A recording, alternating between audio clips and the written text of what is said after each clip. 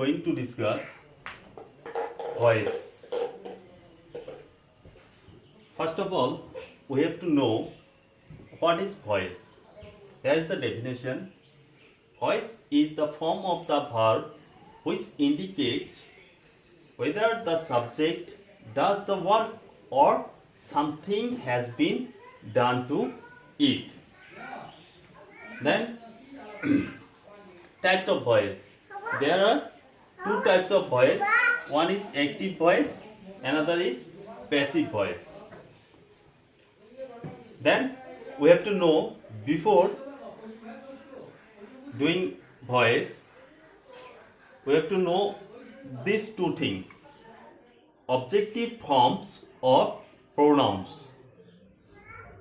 This side, my left hand side is subjective form and my right hand side is object form. If I is there, subject there, then object form is me. If subject form is we, then object form is us. Like that, you, he, him, she, her, then they, them. Okay? I think all of you got this thing. Then what are the rules and regulations before changing active voice to passive voice and passive voice to active voice? Let us discuss all those things. Rules for changing active voice to passive voice. तारमाने active ভয়েসৰ পৰা passive ভয়েসত যে আমি change কৰিম, পৰিৱৰ্তন কৰিম, তাৰে নিয়ম দিলাম। যেনে কি এক নম্বৰটো ৰুল নম্বৰ 1, ৰুল নম্বৰ 1 কি আছে? The object of the verb in active voice becomes the subject of the verb in the passive voice. তারমানে কি অবজেক্ট যেটো থাকিব একটিভ ভয়েসত, এইটো আমি যেতিয়া পেসিভ ভয়েস কৰিম তেতিয়া এই অবজেক্টটো আহি কিনে কি হ'ব? সাবজেক্ট হ'ব। Rule number 2, 2 number rule. The subject of the verb in the active voice becomes the object in the passive voice, generally preceded by the preposition by. তাহলে কি হয়? Subject যেটো থাকিব active voice-ত, এইটো passive voice-ত গৈ কিনে কি হ'ব? Object হ'ব। আৰু কি হ'ব? Object-ৰ আগত কি বহিব? এটা by বহিব। The main verb is changed into the past participle form and it is preceded by the correct form of the verb to be in passive voice. এতে কি হ'ব? Passive active-ৰ পৰা passive voice-ত যেতিয়া কৰিম আমি, তেতিয়া কি হ'ব? Always, এইটো মনত ৰাখিব, always past participle form বহিব। ভাৰ্বৰ past participle form বহিব। Do থাকিলে do did done হ'ব, eat থাকিলে eaten হ'ব, see থাকিলে seen হ'ব, এনেকে। তাৰপিছত আমি কি কৰিম? Phone number. Number 4. There are some verbs with two objects. কেতিয়াবা কি হয়? এটা সেন্টেন্সত দুটা অবজেক্টস থাকে। In such cases, either of the object, preferably the personal object, can be changed into the subject. যেটো personal object হয়, এইটোকে subject হিচাপে লোৱা হয়। And the other is written as an object. আৰু এটা অবজেক্ট যেনেকৈ আছে তেনেকৈ থাকে। This object is called written object. আমরা কি হয়, যদি কিবা এটা সেন্টেন্সত যদি দুটো অবজেক্ট থাকে, পার্সোনাল যেটো অবজেক্ট থাকিব এইটোকে আমি সাবজেক্ট বনাই লম। সাবজেক্ট বনাম, যেটো বাকি থাকিব এইটো কি অবজেক্ট বুলি কোৱা হয়? ৰিটেন অবজেক্ট বুলি কোৱা হয়। বাকি থকা যেটো অবজেক্ট, আৰু এইটো এজ ইট ইজ বহি যাব। ঠিক আছে? এতিয়া এই সেন্টেন্সটো চোৱা। এইটো sentence I do the work. It was a active voice of the say.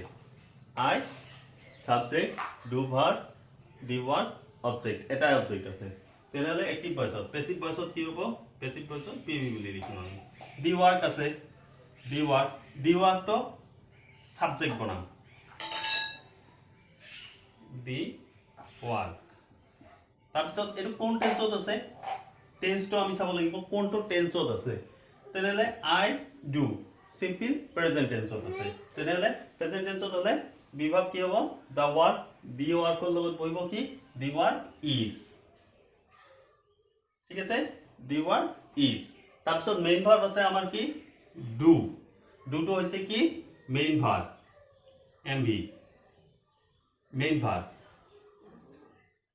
Verb এটোৰ আমি কি লিখিব লাগিব past participle form লিখিব লাগিব আগতেও কৈছিলো মই ৰুলত the work is done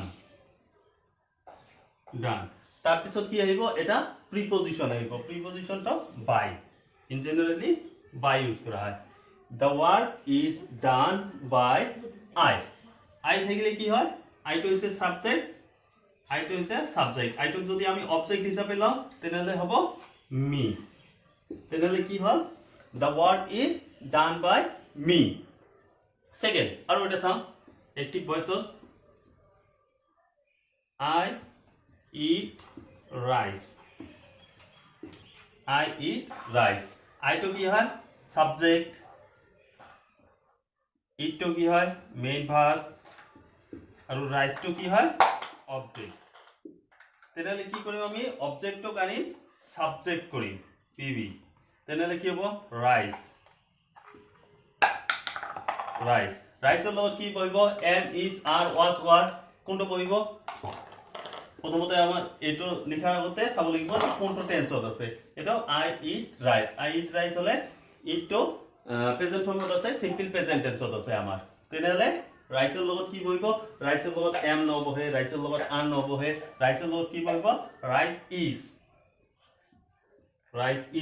তাৰপিছত মেইন ভার্বটো আছে eat মেইন ভার্বটো যেহেতু আছে eat হলে কি হ'ব past participle form হ'ব কি eater eat at eaten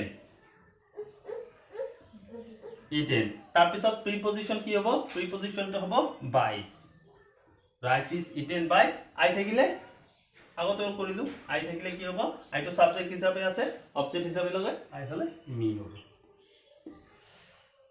I hope তোমালোকে বুজি পাইছা এইখিনি এতিয়া আমি কি কৰিম টেন্স ওয়াইজ ভয়েস বিলাক চেঞ্জ কৰিম প্ৰথমতে আমি কি কৰিম voice change of simple present টেন্সত ভয়েস চেঞ্জ কৰিম first active voice he likes mangoes এই সেন্টেন্সটো লিখিছো লাইক কি হ'ব mangoes যেটো আছে mangoes তো কি হ'ব আগফালে লৈ আহিলো mangoes প্লুরাল নাম্বার আছে কাৰণে are হৈছে আৰ মেইন ভাৰ্ব কি like এখানে like preposition by he আছে কাৰণে him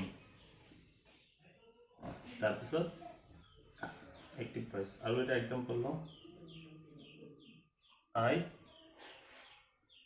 eat rice the subject are object তেনেহলে pv তেতিয়া কৰিম pv টো কি হ'ব rice টো আহিব rice is eaten by I আছে কি হ'ব